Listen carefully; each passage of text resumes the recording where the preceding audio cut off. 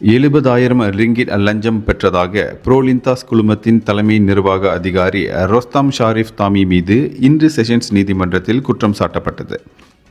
59 வயதுடைய ரொஸ்தாம் நீதிபதி ரொஸ்லி அமாட் முன்னிலையில் வாசிக்கப்பட்ட குற்றச்சாட்டை மறுத்து விசாரணை கோரினார்.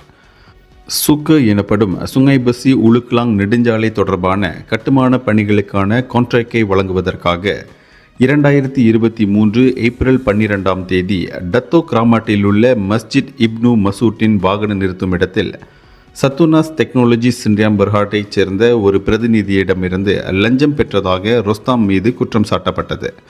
2009ஆம் ஆண்டு மலேசிய ஊழல் தடுப்பு ஆணையத்தின் சட்டம் பிரிவு 16AA கீழ் இவர் மீது குற்றம் சாட்டப்பட்டுள்ள நிலையில் குற்றம் நிரூபிக்கப்பட்டால் 20 ஆண்டுகள் வரையிலான சிறையும் குறைந்தபட்ச அபராதமாக 10,000 ரிங்கிட்டும் விதிக்கப்படலாம்.